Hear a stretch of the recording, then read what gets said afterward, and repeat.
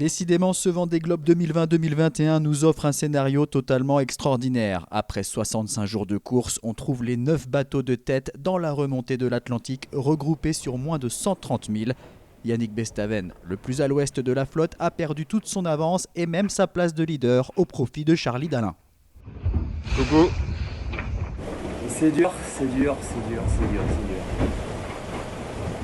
dur parce qu'il faut être dessus pour exploiter le motorisé pour avancer. Et des fois il y a des nuages avec 12 nœuds devant, le bateau est couché, et puis après il n'y a plus rien derrière. Jour et nuit comme ça. Et c'est dur parce que tout le monde est revenu, quoi. Et après plus de 60 jours de course, faut avoir le moral. Tout ça avec 36 ou 38 degrés sur le pont. Je suis content d'être de nouveau dans le match. Moi, je suis un petit peu handicapé avec mon foil bâbord là. Mais après, après ce que les autres ont, je sais pas quoi. Et ce qui est sûr, c'est que voilà. Je pense que même personne est à 100%. Donc, à voir. On verra les performances des uns et des autres quand le vent sera établi. Ce sera peut-être de tirer quelques conclusions sur l'état des uns et des autres dans les conditions qu'on va rencontrer, quoi, notamment au niveau des jeux de voile. Avant d'atteindre l'équateur et de toucher des vents plus établis, il va falloir trouver les bonnes options tactiques et avoir aussi un peu de chance. Des changements au classement, il risque d'y en avoir encore beaucoup, car la tête de flotte navigue dans une zone où le vent est très variable. Ça fait 3 fois que je change de voile. J'ai l'impression qu'il y a quelqu'un qui joue avec le bouton du ventilo là. Donc si c'est le cas, merci d'arrêter de jouer avec le ventilo, parce que le vent qui tourne à droite, à gauche, qui monte, qui baisse, non merci. À environ 600 000 du groupe de tête, Armel Tripon évolue dans des conditions assez rudes et se prépare lui aussi à un casse-tête météorologique. Ça tape fort surtout là. Ça m'arrache les tripes à chaque fois là.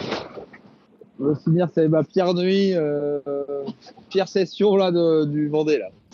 J'ai jusqu'à 35 nœuds dans les claques en fait et ça tape fort. Il y a une zone difficile à franchir quoi, qui est plus ou moins étendue avec très peu de vent. Et voilà, donc soit tu vas chercher très très proche de la côte brésilienne, mais ça fait beaucoup de route et puis c'est pas obligatoirement évident. Après tu ressors, t'es au préféré. Voilà, soit tu essayes de trouver une faille dans cette zone, quoi. Dans le front froid, il peut y avoir des petits passages, des couloirs, quoi. Et c'est un peu au petit bonheur, un peu, c'est pas simple. Derrière, on trouve le trio Boissière, Roura, Bayou, puis Pip Air, la Britannique très émue lors de son passage du Cap Horn.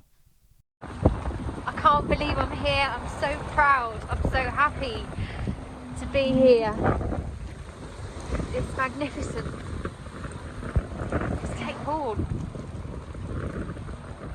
Au pointage de 15h ce mardi, Charlie Dalin était donc aux commandes, mais avec seulement 4000 d'avance sur Yannick Bestaven, une vingtaine de milles sur Damien Seguin, Thomas Ruyant et Louis Burton.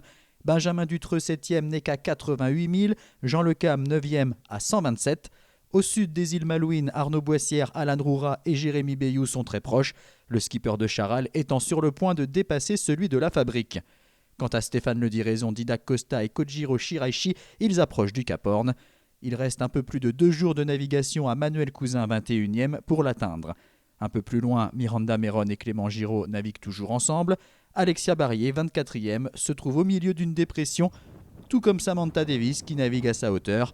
La Britannique, qui poursuit son tour du monde hors course, a fêté aujourd'hui une bonne nouvelle. On est arrivé à 50 enfants sauvés. C'est génial.